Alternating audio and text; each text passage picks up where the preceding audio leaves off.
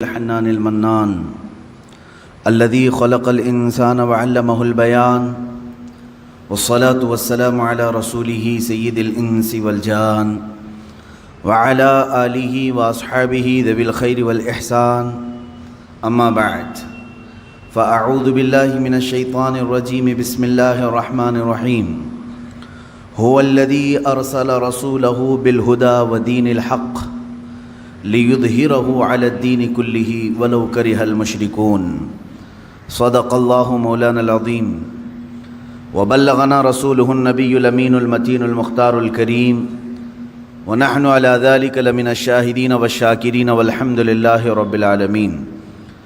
بارگاہ رسالت معاب صلی اللہ تعالی علیہ وسلم میں درود پاک کا ہدیہ پیش کریں۔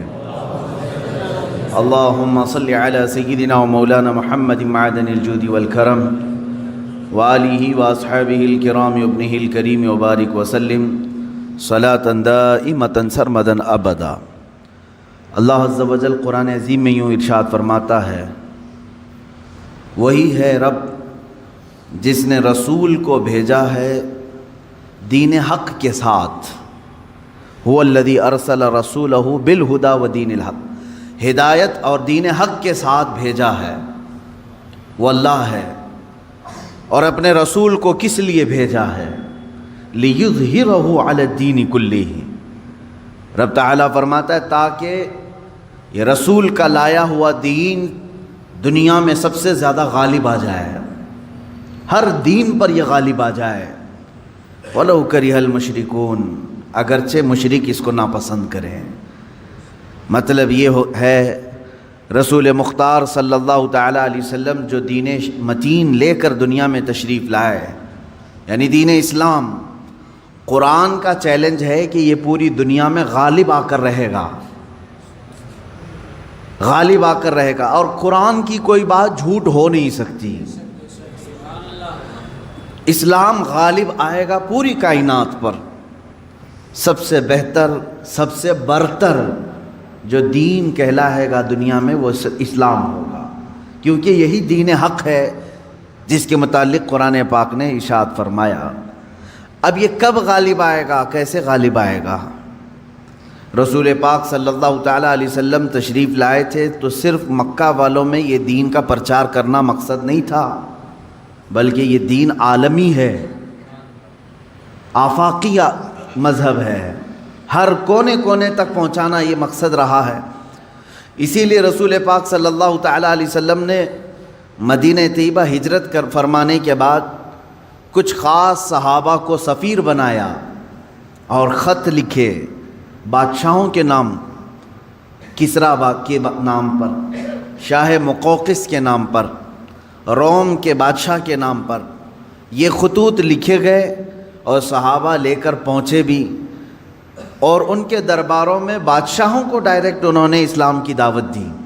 کون؟ صحابہ اکرام نے، اور کہا اسلم تسلم، اسلام لاؤ امن پا جاؤ گے۔ چھوٹی گلیوں میں نہیں، صحابہ نے براہ راست کس پہ تبلیغ کیا؟ بادشاہوں پر۔ اور ان میں کچھ بادشاہ دائرہ اسلام میں آ بھی گئے، اور کچھ ظلم و زیادتی بھی کیے صحابہ کے ساتھ۔ حضور صلی اللہ تعالیٰ علیہ وسلم کے ایک قاصد صحابی کو ایک بادشاہ نے قتل کر دیا، یہ پیغام لانے کی بنیاد پر، اور ایک بادشاہ کسریٰ نے حضور اکرم صلی اللہ علیہ وسلم کا خط پھاڑ کر پھینک دیا، جو اسلام کی دعوت میرے آقا صلی اللہ علیہ وسلم نے اس تک پہنچائی تھی۔ لیکن ہوا کیا؟ جب واپس خبر آئی مدینہ طیبہ، رسول اکرم صلی اللہ علیہ وسلم کو جب یہ خبر دی گئی تو میرے آقا نے فرمایا، دیکھنا عنقریب جس طرح اس نے میرے خط کو پھاڑا، اللہ اس کی سلطنت کو ٹکڑے کر دے گا۔ چند سال نہیں گزرے تھے، کسریٰ کے محل میں بغاوت شروع ہو گئی۔ کس نے بغاوت کی؟ خود اس کے گھر والوں نے، اس کے بیٹوں نے، یہاں تک کہ بادشاہ کو قتل کر دیا گیا، بادشاہ کو قتل کر دیا اس کے اپنوں نے۔ اور اس کی سلطنت، جو کسریٰ سپر پاور تھا اس وقت کا امریکہ تھا، اس کے اتنے ٹکڑے ہو گئے کہ 14 صدیاں گزر گئی، آج تک دوبارہ کوئی کسریٰ آیا نہیں۔ وہ سپر پاور کبھی دوبارہ دنیا میں آ نہیں سکا۔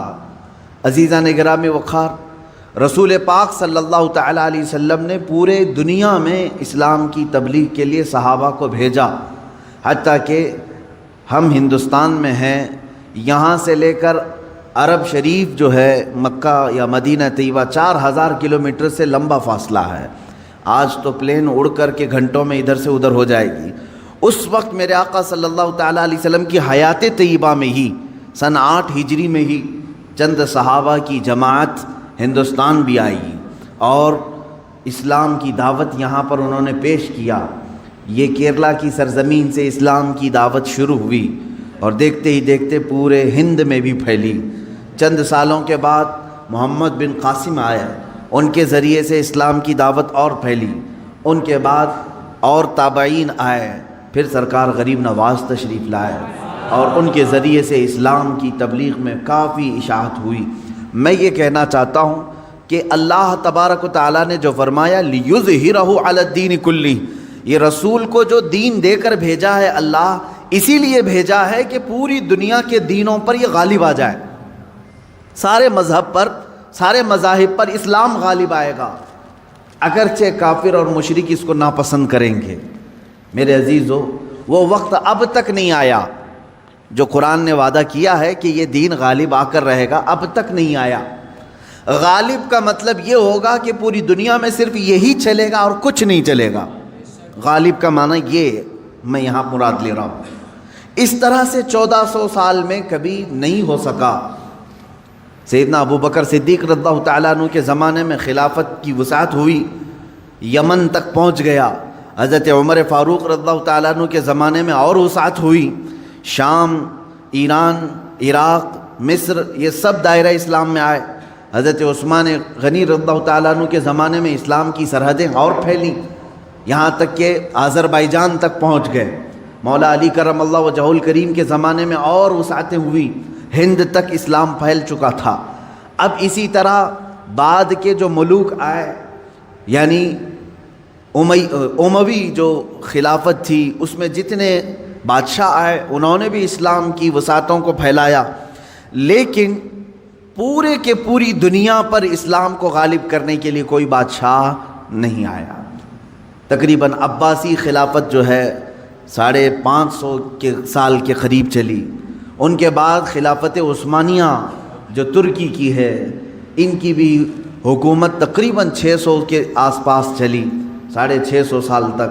اب اندازہ کریں، ترکی کی خلافت عثمانیہ کی بھی سرحدیں تقریباً 3 انٹرکانٹیننٹل تک پہنچتی تھی، بر اعظم۔ افریقہ بھی اس میں شامل تھا، ایشیا کے بہت سارے ممالک شامل تھے، یورپ کے بھی کئی ممالک اس میں شامل تھے ترکی کی خلافت عثمانیہ کے انڈر میں۔ پھر بھی غالب جس کو کہتے ہیں وہ نہیں تھا، بہت سارے ممالک اسلام میں نہیں تھے۔ تو اب یہ 14 صدیوں کی تاریخ میں نے آپ کو اجمالاً بتا دی، خلافت راشدہ سے لے کر خلافت عثمانیہ تک، خلافت راشدہ سے لے کر خلافت عثمانیہ تک، یعنی تقریباً 632 عیسوی سے لے کر 1921 تک پورا کا پورا جو یہ یعنی مسافت ہے، اس میں سب بادشاہان اسلام، خلفائے اسلام آئے، لیکن دین غالب جس کو کہا گیا ہے قرآن میں وہ نہیں تھا۔ ہاں، چند ملکوں میں ہے، آج بھی 57 کنٹریز میں اسلام ہے تقریباً۔ اسلام تو پوری دنیا میں ہے، لیکن 57 کنٹریز ایسی ہیں جو اپنے آپ کو اسلامی ملک کہتی ہیں، جہاں کے بادشاہ، جہاں کا نظام اکثر بیشتر اسلام سے ملتا جلتا ہے۔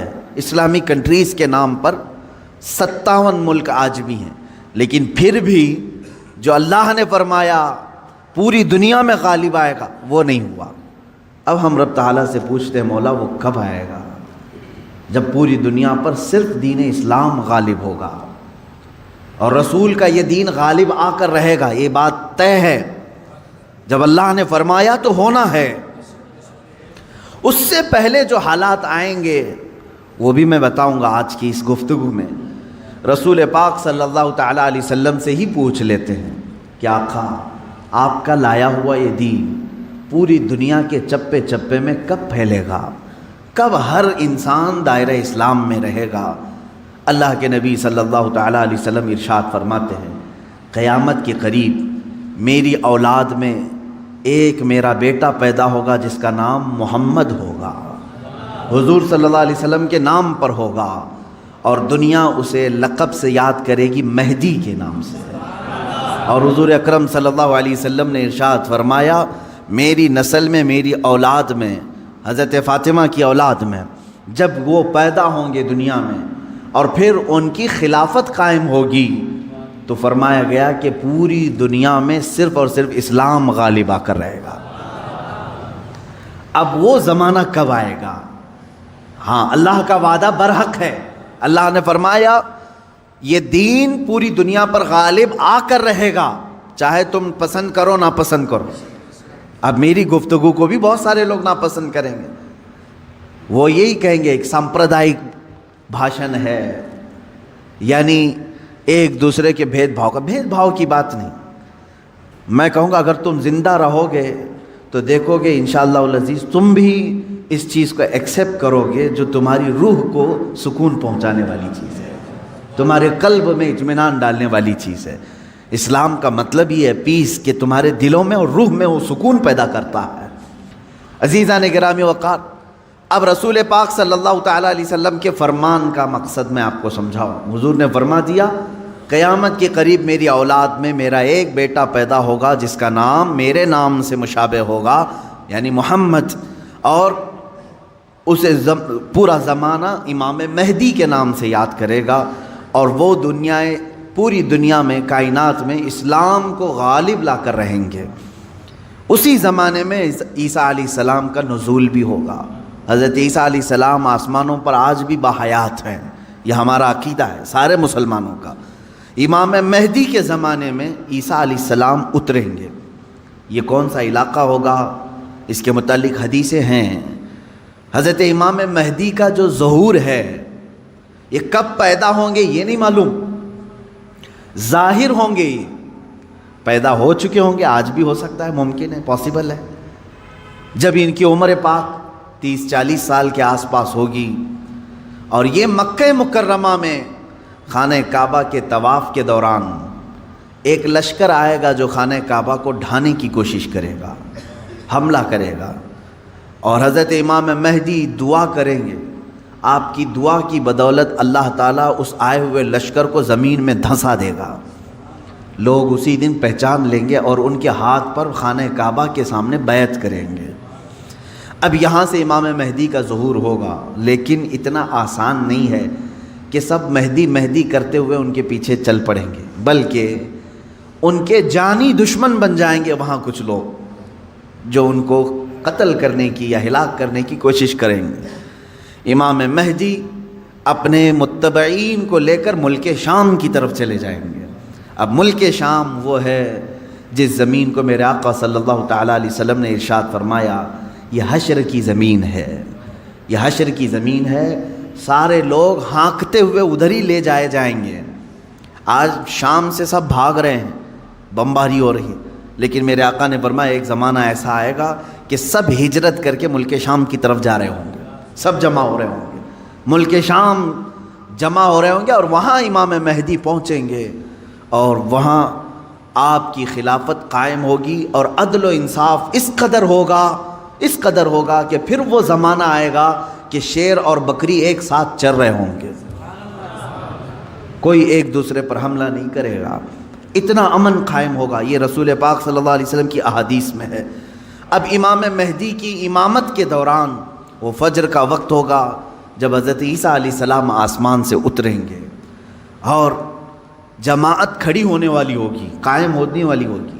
حضرت عیسیٰ علیہ السلام ایسے اتریں گے جیسے ان کے جسم پر نہائے ہوئے قطرے ٹپک رہے ہوں۔ آپ کو حضرت امام مہدی پہچانیں گے اور آپ کو لا کر کے مصلی کی طرف بڑھائیں گے۔ نبی اللہ ہیں، روح اللہ ہیں، عیسیٰ ابن مریم سلام اللہ علیہ، قرآن پاک میں جن کے تذکرے ہیں، وہ اللہ تبارک و تعالیٰ کی نشانیوں میں سے ایک نشانی ہے، وہ عیسیٰ آئیں گے۔ اب وہ نبی جب امام مہدی ان کو آگے بڑھائیں گے، حضرت عیسیٰ علیہ السلام امامت کے لیے آگے نہیں بڑھیں گے، اور کیا فرمائیں گے؟ ارشاد فرمائیں گے کہ یہ مصلح امامت امت محمدیہ کا حق ہے، آپ امت مصطفیٰ ہیں، آپ امامت کریں، ہم مقتدی بنتے ہیں۔ اللہ اکبر، رسول پاک صلی اللہ علیہ وسلم کے مقتدی بنے سارے انبیاء، یہ تو معلوم ہے، لیکن رسول کی ایک امتی کے مقتدی بھی عیسیٰ علیہ السلام بن رہے ہیں۔ میرے عزیزو، یہاں نبوت کا درجہ گھٹانا مقصد نہیں ہے، بلکہ یہاں امت مصطفیٰ کی فضیلت بتانا ہے۔ امام مہدی کی امامت ہوگی، اس کے بعد پھر جو دنیا میں حالات ہوں گے وہ کیا ہوں گے؟ دجال آ چکا ہوگا، اور دجال اپنے فتنے پھیلا رہا ہوگا، اور اب دجال کو کون مارے گا، کون ختم کرے گا؟ سارے لوگ پریشان ہو چکے ہوں گے، قتل عام کر رہا ہوگا لوگوں کو، ایمان والوں کا، جو اسے خدا کہے اسے چھوڑ دے، اور جو اسے خدا نہ مانے اسے دونوں پیر پکڑ کر چیر دے، یا گرم کھولتے ہوئے تیل میں ڈال دے، ظلم و ستم کی حد کر دے گا۔ کچھ لوگ ڈر کر کے کفر کر دیں گے، شرک میں مبتلا ہو جائیں گے، اور کچھ ایمان پر قائم رہیں گے، لیکن یہ زمانہ زیادہ دن تک نہیں چلے گا۔ حضرت عیسیٰ علیہ الصلاۃ والتسلیم کے نزول کے بعد عیسیٰ علیہ السلام کی جہاں تک خوشبو جائے گی یا ہوا انہیں مس کر کے نکل رہی ہوگی، تو وہ ہوا دجال کو جیسے لگے گی وہ پگھلتا جائے گا، جیسے موم آگ کی گرمی سے پگھلتا ہے، دجال عیسیٰ علیہ الصلاۃ والتسلیم کی دوری کی ہوا سے ہی پگھل رہا ہوگا۔ یہاں تک کہ مقام لد ایک جگہ ہے، اسرائیل میں ہے وہ آج، اور دنیا کا بڑا ایئرپورٹ انہوں نے وہاں پر بنایا ہے، مقام لد کا ایئرپورٹ بھی بنا ہوا ہے، اور حدیث پاک میں ہے عیسیٰ علیہ السلام مقام لد پہ اس کو اپنے تیر سے نشانہ بنائیں گے اور قتل کر دیں گے، اور امت مصطفیٰ کا یہ آخری فتنہ بھی ختم ہو جائے گا۔ اب اس کے بعد کیا ہوگا؟ وہی آیت جو میں نے تلاوت کیا، اللہ نے فرمایا هو الذی ارسل رسولہ بالہدی ودین الحق لیظہرہ علی الدین کلہ، وہ اللہ ہے جس نے اپنے رسول کو دنیا میں بھیجا ہے ہدایت کے ساتھ اور دین حق کے ساتھ، اس لیے کہ اس رسول کا دین پوری دنیا پر غالب آ کر رہے۔ اب یہ دین غالب آئے گا دجال کے خاتمے کے بعد امام مہدی کے ہاتھوں سے۔ ہر ملک یا ہر سلطنت جہاں کہیں تخت ہوگا وہاں پرچم صرف اسلام کا لہرا رہا ہوگا۔ وہ زمانہ آئے گا، وہ غالب ہو کر رہے گا دین، اور اللہ رب العزت نے یہ ارشاد فرمایا ہے کہ تم پر کسی اور کو پھر اللہ غلبہ نہیں دے گا۔ یہ زمانہ بھی کافی سال تک چلے گا، لیکن اس غلبہ اسلام سے پہلے کیا کیا ہونا ہے وہ بھی تو ہمیں جاننا ضروری ہے۔ آج کے وہی حالات ہیں جو مجھے اس گفتگو پر آمادہ کر رہے ہیں۔ میں نے بات تو کہہ دی، آپ کو حدیث کی روشنی میں بتا دیا کہ اسلام غالب آئے گا پوری کائنات پر دجال کے خاتمے کے بعد اور امام مہدی کے ہاتھوں سے۔ اب یہ دو بڑی نشانیاں حضور نے فرمائی، ایک تو حضور کی آل میں سادات میں امام مہدی پیدا ہوں گے، دوسرے کہ دجال آئے گا۔ یہ دونوں کا زمانہ ایک ہے۔ یہ کب ہوگا؟ کیا اس سے پہلے کچھ نشانیاں ہیں کہ دجال آنے والا ہے؟ میرے عزیزو، ہم سے زیادہ نشانیاں یہودی پڑھ کر کے انتظار میں ہیں، عیسائی پڑھ رہے ہیں۔ ایک بات یاد رکھیں، دجال کے دشمنوں میں ہم ہیں اور عیسائی ہیں۔ وہ دجال کو بھی اپنا دشمن سمجھتے ہیں، عیسائی، وہ اینٹی کرسٹ ہے، عیسائیوں کا بھی وہ دشمن ہے، لیکن یہودی اس کو اپنا مسیحا سمجھتے ہیں۔ وہ کہتے ہیں ہمیں نجات دلانے والا، ہمیں پوری دنیا میں غالب کرنے والا۔ جیسے آج ہم حدیث پاک پڑھ کر کے کہہ رہے ہیں امام مہدی آئیں گے اور پوری دنیا میں اسلام غالب ہوگا، یہودی یہ کہتے ہیں لوسیفر آئے گا یا دجال آئے گا، جس کو وہ مسیحا کہہ رہے ہیں، اور وہ ان کو نجات دلائے گا سارے ظلموں سے اور پوری دنیا میں ان کی حکومت قائم کرنے میں ان کی مدد کرے گا۔ اور اس لیے دجال کے آنے سے پہلے جو جو نشانیاں ہونی ہیں یہ یہودی خود کر کے دکھا رہے ہیں۔ کیا ہے؟ بڑی مقدس کتابوں میں یہ باتیں لکھی گئی ہیں۔ دیکھنا دجال کے آنے سے پہلے دنیا میں ایک بڑی علامت یہ ظاہر ہوگی کہ دنیا حق کو باطل بنا کر پیش کرے گی اور باطل کو حق بنا کر پیش کرے گی. یہ ہے آج سچ کو جھوٹ میں تبدیل کر کے دکھا دیا جائے، شعبدہ بازی، اور اچھے خاصے لوگ بھی، پڑھے لکھے لوگ بھی اس کو جھوٹ سمجھنے لگ جائیں، یعنی سچ کو جھوٹ بنانا اور جھوٹ بات کو سچ سمجھانا. یہ اس کام میں اگر سب سے زیادہ مہارت کسی کو ہے تو یہ دجالی میڈیا کو ہے. میڈیا آج دجال کے آنے کے راستے ہموار کر رہی ہے، اور خود عالمی میڈیا کی بات کر رہا ہوں میں، پوری دنیا کی میڈیا اس میں ملوث ہے. ذہنوں کو ڈائیورٹ کر دینا، اصل مدے سے بھٹکا دینا، یہ کام کون کر رہا ہے آج؟ سب سے زیادہ میڈیا کر رہی ہے. میرے عزیزو، سچ بات کو جھوٹ بنا کر پیش کرنا یہ دجال کے آنے سے پہلے ہوگا، اور کثرت سے ہوگا، کثرت سے ہوگا. یوں سمجھ لیں ایک پرہیزگار متقی شخص کو لا کر کھڑا کر دیا جائے گا اور اسے 100 لوگ بولیں گے یہ چور ہے، چور ہے، چور ہے، اور دنیا سمجھنے لگے گی کہ ہاں شاید چور ہے. دنیا سمجھنے لگ جائے گی. یعنی تقریباً 90% لوگ ان کی باتوں پر یقین کرنے لگ جائیں گے کہ شاید یہ چور ہے، شاید یہ چور ہے. اور اسی طرح کسی ظالم منحوس چور کو لا کر کے وہ کھڑا کریں گے اور کہیں گے یہ پرہیزگار ہے، یہ پرہیزگار ہے، یہ پرہیزگار ہے، اور دنیا اس کو پرہیزگار سمجھنے لگ جائے گی. کیا یہ دونوں چیزیں آج کرنے کے لیے پوری social media, internet, news channel نہیں ملوث ہیں اس میں؟ چوروں کو حکومت پر بٹھا کر کے ان کی فضیلت بیان کرنا ہندوستان سے زیادہ ہمیں کہاں نظر آئے گا؟ سب سے زیادہ ہمیں یہاں نظر آتا ہے. جو پورے کے پورے ملک کو گبن کر کے بیٹھے، اسے مسیحات اور اسے لوگوں کا ایسا بے کسوں کا کس جس کو کہا جائے ایسا بنا کر پیش کرنا، یہ میڈیا کا رول ہے. عزیزان گرامی وقار، پورے ذہنوں کو ڈائیورٹ کیا جائے گا اور تقریباً یہ جادو کی طرح اثر کر جائے گا لوگوں پر. مثال کے طور پر ایک جادوگر کسی محلے میں آتا ہے، شعبدہ بازی دکھاتا ہے. پہلے تو ہوتا تھا سڑکوں پر ہی کھڑے ہو جاتے تھے، سانپ کا کھیل دکھانے والے، یا کسی بچے کو لیٹا کر چادر اوڑھا کر اس کی گردن الگ کر کے دکھانے والے، یہ شعبدہ بازی ہوتی تھی.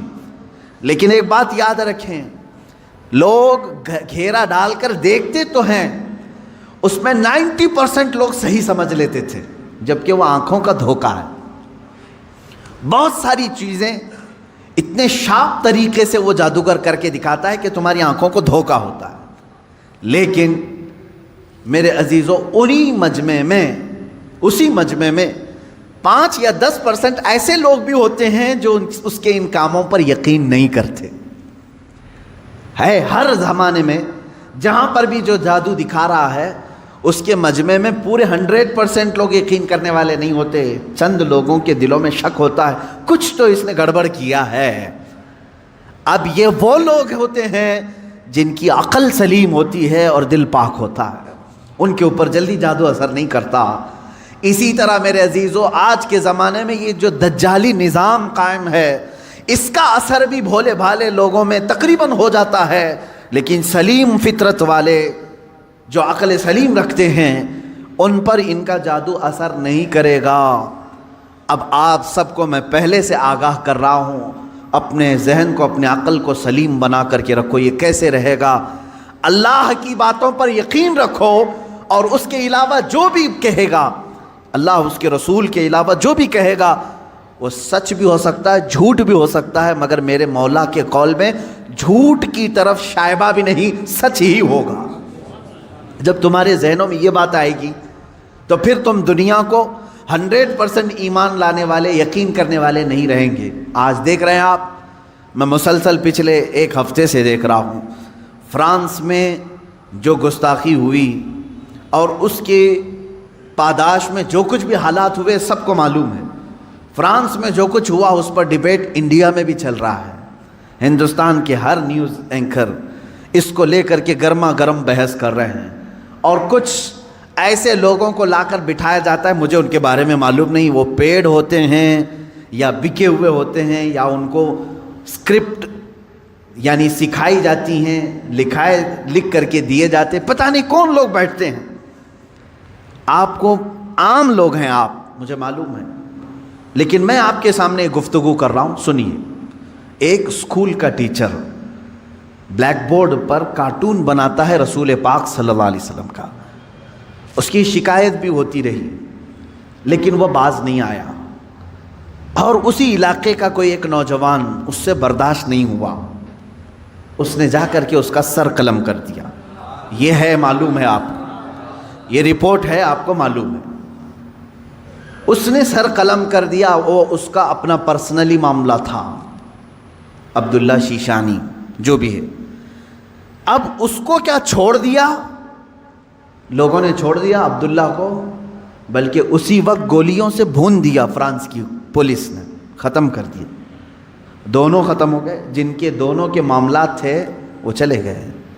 اب میں ایک جملہ کہتا ہوں، تمہارے نزدیک عبداللہ شیشانی ٹیررسٹ ہے، یعنی اس نے سر قلم کیا اس لیے یہ ٹیررسٹ ہے. ہمارے نزدیک رسول کا خاکہ بنانے والا سب سے بڑا ٹیررسٹ. ظاہر سی بات ہے، اب فیصلہ یہی ہوگا. تمہارے نظر میں جو ٹیررسٹ تھا اس نے اس کو قتل کیا جو ہمارے نظر میں ٹیررسٹ تھا.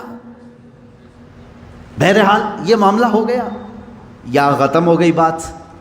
لیکن میرے عزیزو، اس واقعے کے بعد فرانس کی حکومت کو کسی ایک کی طرفداری کر کے گورنمنٹ بلڈنگوں پر حضور پاک صلی اللہ علیہ وسلم کے خاکے لگانے کا کیا مقصد تھا؟ حکومت کسی ایک ویکتی کے، ایک پرسنل شخص کی حمایت کرتے ہوئے اور گورنمنٹ کی بلڈنگ پر بڑی سائز میں حضور پاک صلی اللہ علیہ وسلم کی تصویر لگا رہی، یعنی کارٹون بنا کر کے. کارٹون در حقیقت یہ گالی کی صورت ہے. آدمی صاف گالی نہیں دے سکتا تو اس کی صورت بگاڑ کر کے کہیں لکھ دے. حضور پاک صلی اللہ علیہ وسلم کو انہوں نے کیا. اب پوری دنیا بھر کے مسلمانوں میں جو غصہ ہے میرے عزیزو، یہ قتل جو ہو چکا تھا وہ 8 دن پہلے ہو گیا، 10 دن پہلے ہو گیا، معاملہ ختم ہو گیا. اس قتل پر کسی نے احتجاج نہیں کیا. کہیں ہے کسی پروٹیسٹ نہیں ہوا. پوری دنیا بھر کے مسلمان جو راستوں پر آئے یا پروٹیسٹ کیے، کس کے متعلق؟ فرانس کی حکومت نے جو یہ غلطی کی ہے، اپنی عمارتوں پر، گورنمنٹ کی بلڈنگوں پر جو رسول پاک کے خاکے لگائے، اس کے خلاف پوری دنیا بھر کے مسلمانوں کو غصہ ہے اور سب آئے. یہ بات صاف صاف میں بتا رہا ہوں آپ کو. سنیے، آپ کا میرا غصہ بھی کس پر ہے؟ دیکھیں، ٹیچر کا معاملہ ختم ہو گیا، اس نے کیا تھا، سامنے والے نے مار دیا، وہ معاملہ ختم ہو گیا، وہاں ختم ہو گئی چیز. اور جس نے قتل کیا اس کو بھی تم لوگوں نے نہیں چھوڑا، وہ بھی اس کو بھی گولیوں سے مار دیا، معاملہ ختم. لیکن ایک گورنمنٹ کا بلڈنگ پر اس طرح سے تصویریں لگانا، یہ در حقیقت پوری دنیا کے مسلمانوں کو جھنجھوڑنا تھا، پوری دنیا کے مسلمانوں کے دلوں پر ضرب لگانا تھا. اب ہم پروٹیسٹ کیے، آپ پروٹیسٹ کیے، ہم نے کہا، لیکن ہندوستان میں آنے کے بعد اب دجالی نظام کی جو میڈیا ہوتی ہے یہ کیا کرتی ہے؟ پورے بحث کو ڈائیورٹ کرتی ہے، پورے مدے کو ڈائیورٹ کرتی ہے. یہ سارے جتنے پروٹیسٹ ہو رہے ہیں، نیوز والے اسے کیا دکھا رہے ہیں جانتے ہیں آپ؟ نیوز والے یہ دکھا رہے ہیں کہ دیکھو، ایک ٹیررسٹ کی حمایت میں اتنے مسلمان ہندوستان کی سڑکوں پر آ گئے. یعنی عبداللہ شیشانی نے جو قتل کیا ٹیچر کا، اس کی حمایت میں یہ سارے لوگ کھڑے ہیں اور پورا ڈیبیٹ اسی پر چل رہا ہے. کیا آپ لوگ ہندوستان میں رہ کر کے ایک قتل کی حمایت کرتے ہیں؟ ایک قتل کی حمایت کرتے ہیں؟ ہم نے کہاں یہ قتل کے متعلق پروٹیسٹ کیا ہے؟ بتاؤ ذرا صحیح. اس عبداللہ نامی لڑکے کا کسی ایک کے ہاتھ میں بینر آیا پوری دنیا میں کہیں پر کہ اس کے قتل کی حمایت میں پروٹیسٹ ہو رہا ہے؟ میرے عزیزو، پورے مدے کو ڈائیورٹ کرنا یہ میڈیا کا کام ہے، جبکہ انہیں معلوم ہے کہ پوری دنیا کے مسلمان جو پروٹیسٹ کر رہے ہیں وہ قتل کے متعلق نہیں، بلکہ وہ فرانس کی گورنمنٹ کی حرکتوں پر پروٹیسٹ کر رہے ہیں. اب اس کی ایک مثال میں آپ کو بتا دوں. یہ میڈیا اینکرز یہ کہتے ہیں کہ فرانس کا وہ اندرونی معاملہ ہے، وہ چاہیں ان کو فریڈم آف ایکسپریشن ہے، وہ سیکولر ہیں، وہ چاہیں تو کسی ایک ویکتی کی حمایت کریں اور بلڈنگ کی پوری تصویر لگا دیں رسول پاک صلی اللہ تعالیٰ علیہ وسلم کی تصویر سے. میرے عزیزو، اگر یہ فرانس کا اندرونی معاملہ ہے تو انڈیا میں ڈیبیٹ کیوں ہو رہا ہے؟ آپ کے نیوز روم میں یہ بحث کیوں ہو رہی ہے؟ آپ یہ سمجھیں اس زمانے کا سب سے بڑا خطرناک جال یہ میڈیا ہے، نیوز کا. جو اب ظاہر سی بات ہے یہ ہماری بھی کلپس اٹھا کر کے چلائیں گے اور پھر ہمیں بھی بتائیں بھڑکاؤ مولانا ہے، سامپردائک پھیلانے والے ہیں، ہماری گفتگو کو کاٹ کر کے پیش کریں گے، ان کا کام ہی وہ ہے. لیکن میں آپ کو بتاؤں کہ پورے ہندوستانی مسلمانوں کے دماغ کو ڈائیورٹ کر رہے ہیں کہ تم لوگ جو پروٹیسٹ کر رہے ہو ایک قتل کی حمایت میں کیسے پروٹیسٹ کر رہے ہو. ان سے کوئی بھی ڈیبیٹ میں بیٹھنے والا یہ نہیں کہہ رہا ہے، بلکہ وہاں ثابت کرنے کی کوشش کر رہے ہیں قتل ایسا ہو سکتا ہے، ویسا ہو سکتا ہے. میرے عزیز، یہاں کہنا تو یہ چاہیے تھا قتل ہوا اور اس کے مقابل میں جس نے قتل کیا اس کا بھی قتل ہو گیا. ہم اس مدعے پر بات نہیں کر رہے ہیں، ہم تو گورنمنٹ کے خلاف بات کر رہے ہیں جو فرانس کی حکومت نے اپنی عمارتوں پر میرے آقا کی تصویر کشی کی ہے، ہم اس کے خلاف کھڑے ہیں. اب مجھے ایک بات بتائیں، کیا کسی ایک شخص کے کچھ ایسا قتل کرنے کی بنیاد پر پوری دنیا بھر کے 180 کروڑ مسلمانوں کے نبی کی توہین کرنا جائز ہو سکتا ہے؟ جائز ہو سکتا ہے؟ مجھے یہ بتاؤ کہ اگر کسی ایک ہندو نے ٹیرر اٹیک کیا کسی پر تو کیا کروڑوں ہندوؤں کے بھگوان کی تصویر لگا کر کے اس کی مذمت کی جا سکتی ہے؟ ہم اس کے قائل نہیں. ایک ہندو نے اگر ٹیرر اٹیک کیا کسی پر تو کروڑوں ہندوؤں کے رام کرشن کی تصویر کشی کرنا اس کی اجازت نہیں دیتے ہم. سارے مذہب کے جو دیوی دیوتا ہیں ہم ان کو کرٹیسائز کہاں کر رہے ہیں؟ عزیزان گرامی وقار، یہ اسلام ہے جو انصاف سکھاتا ہے. اگر کسی ایک کے ساتھ کچھ معاملہ ہوا ہے تو اس کے پورے گھر کو لے کر کے نہ گرفتار کرو، اس کے پورے دین پر انگلی نہ اٹھاؤ. آج یہی دنیا میں ہو رہا ہے اور پوری دنیا میں. مجھے تو یہ سمجھ میں نہیں آتا ان پر کیس کیوں نہیں ہوتا، یہ میڈیا اینکرز پر. یہ سیدھے یہ جملہ بار بار کہتے ہیں اسلامک آتنکواد نے حملہ کیا، اسلامک آتنکواد نے حملہ کیا. جانتے ہیں آپ کبھی ان لوگوں نے نیوزی لینڈ میں ہونے والے اس حملے کو عیسائی آتنکوادی کہا تھا جو ایک ظالم وحشی نے بندوق سے 60-70 مسلمانوں کو جو نماز میں تھے قتل کر دیا، شوٹ کر دیا؟ کیا آپ کو نہیں معلوم اس وقت یہ میڈیا والوں نے کیا عیسائی آتنکواد کہا تھا، کرسچن ٹیررزم کہا تھا؟ کیا ہندوؤں میں سے کوئی ایسا اٹیک نہیں کیا آج تک؟ میرے عزیزو، یہاں ہندوستان میں تو تاریخ بھری پڑی ہوئی ہے. عبداللہ شیشانی جو تھا اس کو برداشت نہیں ہوا، اس نے سامنے والے پر حملہ کر دیا. کس لیے؟ اس لیے کہ اس کے نبی کی توہین تم سامنے کر رہے تھے. نبی تو بہت دور کی بات ہے میرے سے. یہاں حالات انسان کیسے ہیں، ہمارے ماں باپ پر بھی اگر کوئی گالی گلوچ کرتا ہے تو ہم خاموش کہاں بیٹھتے ہیں؟ کوئی خاموش بیٹھتا ہے؟ اٹھاتا ہے، مارتا ہے. تو انسان کی یہ فطرت ہے. لیکن اس سے بڑی آتنکوادی میں یہاں تمہیں بتاؤں جو موب لنچنگ کی شکل میں چل رہی ہے، اس کو کوئی آتنکوادی نہیں کہتا.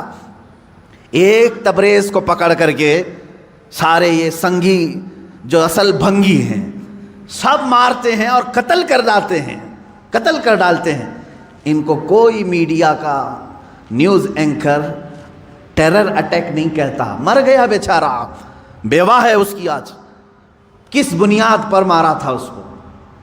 کس بنیاد پر؟ کیا اس تبریز نے کبھی ہندوؤں کے دیوی دیوتاؤں کی تصویر کشی کی تھی یا کسی دین کی مذمت کی تھی؟ نہیں، فقط چند لوگوں نے مل کر کے اس کو مسلمان سمجھ کر کے قتل کر دیا، مار ڈالا. پہلو خان اس سے پہلے کے یہ قتل ہیں، اور آپ کو اس سے پہلے کی بھی واقعات معلوم ہے 5-6 سال میں کیا چل رہا ہے. کسی کے گھر میں گھسے یہ آتنکوادی، اس کے گھر میں گائے کا گوشت ہے، اس کی وجہ سے اسے قتل کر دیا. یہ کیسے تمہاری فریڈم ایکسپریشن ہے؟ یہاں تو تمہیں کھانے کی آزادی نہیں ہے، فرانس کی حمایت میں بولنے کے لیے بیٹھے ہوئے ہیں. ان کے پاس منہ کیسے ہے؟ یہ میڈیا جو آج کہہ رہی ہے کیا فرانس کو اتنی آزادی نہیں ہے کہ وہ کسی کی تصویر نکالے؟ میں کہتا ہوں تم پہلے اپنی آزادی کو دیکھ لو، پہلے اپنی آزادی کو دیکھ لو. آج سے تقریباً 15 سال پہلے ایک بوڑھے شخص کو ہندوستان سے نکال باہر کیا تھا تم نے بھی، ایم حسین کو. معلوم ہوگا اس نے کچھ دیوی دیوتاؤں کی تصویر نکالی تھی، وہ بھی 90 کی دہائی میں، 92 میں یا 93 میں. اس کو 10-12 سال کے بعد اٹھا کر کے جلا وطن کر دیا، وہ قطر میں جا کر کے ختم ہوا. یہاں تم برداشت نہیں کر پاتے اور فرانس کے متعلق ڈیبیٹ کرنے بیٹھے ہوئے ہیں کہ مسلمان کیوں نہیں برداشت کر رہے ہیں، کیوں اتنے بھاؤک ہو جاتے ہیں. ان کے نبی کے بارے میں اگر کوئی کہتا ہے تو اتنے زیادہ بھاؤک نہیں ہونی چاہیے. میرے عزیز تمہیں معلوم نہیں تم اپنے دیوی دیوتاؤں سے کیسی محبت کرتے ہو، یہ ہمیں معلوم نہیں، لیکن ہم اپنے نبی سے اپنی جان سے زیادہ محبت کرتے ہیں. تم قتل کر لو، تم ٹکڑے کر لو، ہمارے بہت سارے ٹکڑے ہو چکے ہیں. آج ہم ان کے متعلق کھڑے بھی نہیں ہو پا رہے ہیں. شام جل گیا ہے، یمن برباد ہو گیا ہے، عراق تباہ ہو گیا ہے. کون ہے دنیا میں جو پروٹیسٹ کرتے ہوئے آگے آ رہا ہے؟ کون ہے؟ اس لیے کہ ہم اپنے ٹکڑے تو برداشت کرتے ہیں، نبی کی شان میں ادنا توہین برداشت نہیں کر سکتے. یہ ہماری جان سے زیادہ کا معاملہ ہے. آپ یہ سمجھتے ہیں فریڈم آف ایکسپریشن ہونا چاہیے، یعنی آزادی اظہار رائے اس کو کہتے ہیں. اپنی رائے کے اظہار کرنے کی آزادی. دے کر کے دکھاؤ، یہاں ہم پر کیس کر دیں گے آپ نے ایسی ایسی باتیں کیوں کی. میں آپ سے پوچھتا ہوں کیا مجھے فریڈم آف ایکسپریشن نہیں ہے؟ فریڈم آف سپیچ نہیں ہے؟ ہمیں گفتگو کرنے کی ہمارے پاس یہاں پر کسی کو آزادی نہیں. کتنے تو رپورٹروں کو ان لوگوں نے جیل میں بھیج دیا ہے حق بات بتانے کی وجہ سے.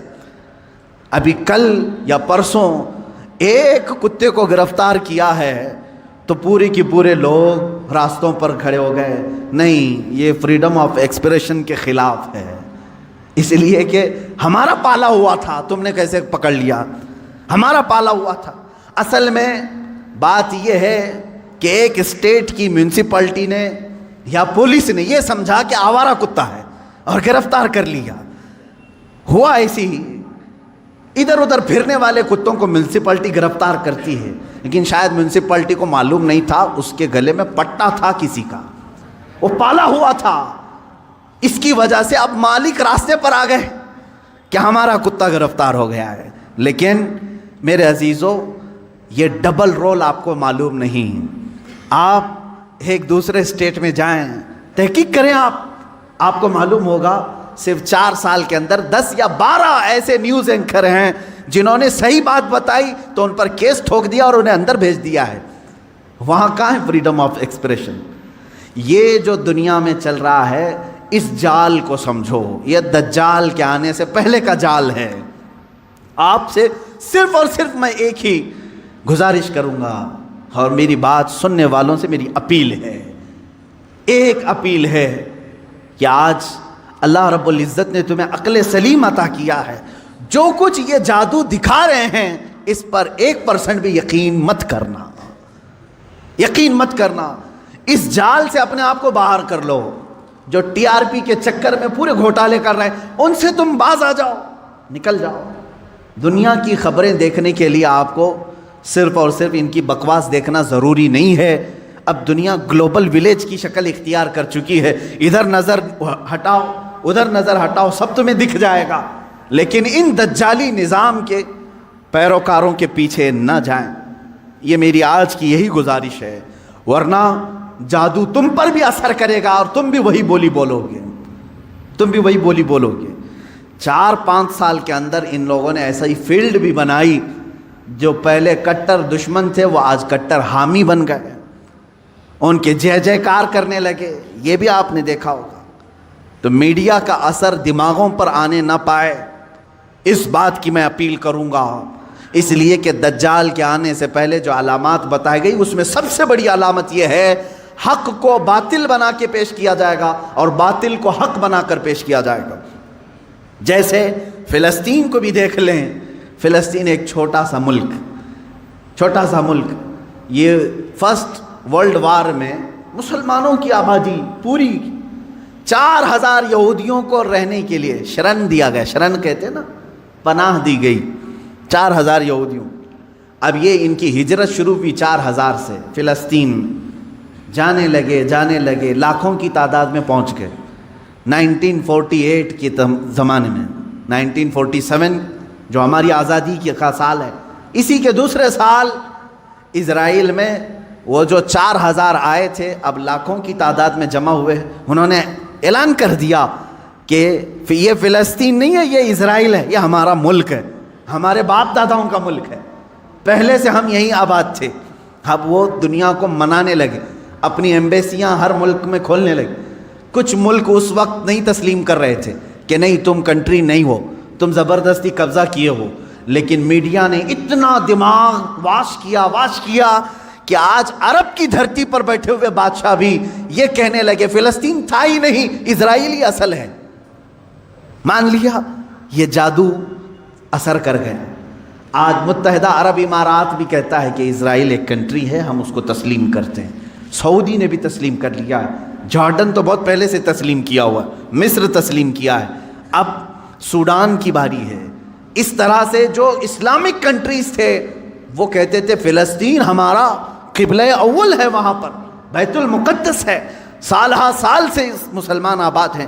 کوئی تسلیم نہیں کرتا تھا، لیکن میڈیا کا جادو اثر کرتا رہا۔ انہوں نے ایسی فیلڈ بنائی کہ اب ہر کوئی ان کے انڈر میں آتا رہا۔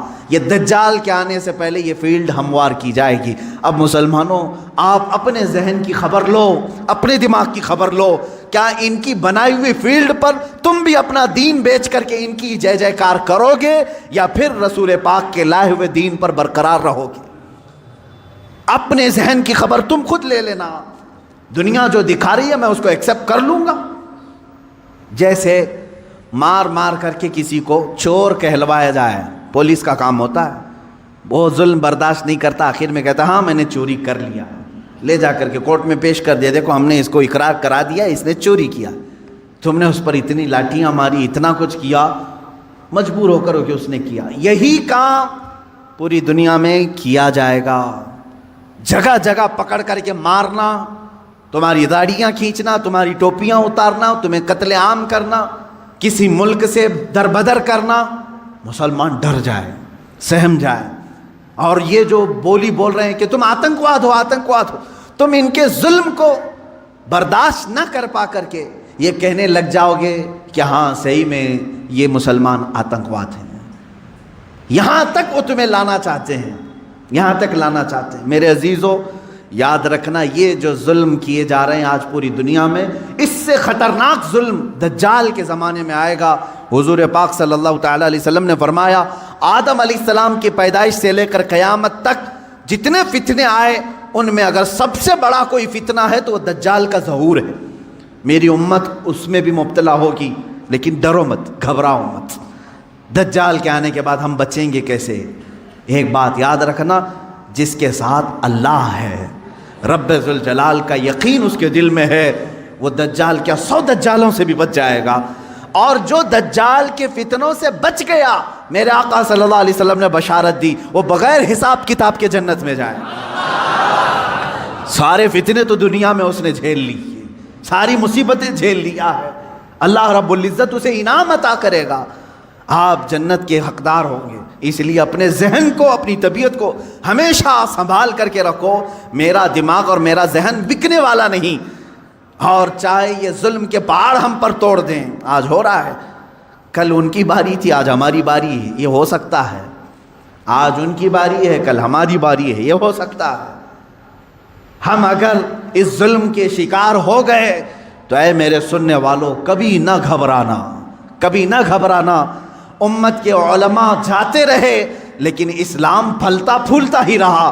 آج اگر ہمارے خون کی اسے ضرورت ہے تو ہم اپنے خون سے اس کی سچائی کریں گے، اس لیے کہ ہم یزیدی نہیں، ہم حسینی کردار رکھتے ہیں۔ ضرورت پڑے تو اسلام کے لیے اپنے خون سے آبیاری کی جائے گی اور دین اسلام کی حفاظت کی جائے گی۔ آپ سب اپنے اختلافات کو ختم کرو. ان دجالی نظاموں پر آپ یقین کبھی مت رکھنا.